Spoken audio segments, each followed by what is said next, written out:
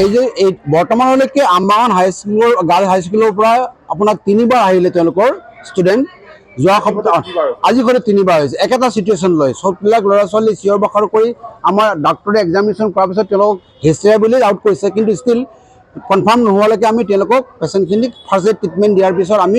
Tezpur medical কলেজলৈ refer কৰিবলৈ ব্যৱস্থা কৰিছোঁ খালি আমাৰ ইয়াত এটা অসুবিধা হৈছে কি স্কুলৰ পৰা অতখিনি ষ্টুডেণ্ট আহিছে যদিও তেওঁলোকৰ স্কুলৰ পৰা কোনো ধৰণৰ টিচাৰ বা কোনো ধৰণৰ গাৰ্জেন এতিয়ালৈকে কোনো অহা নাই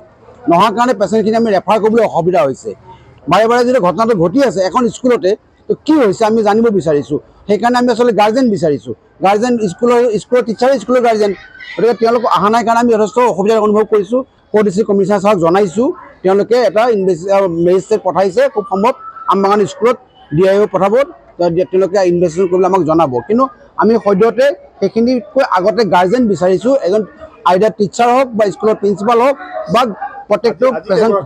আজি এতিয়ালৈকে 9 গৰাকী আহিছে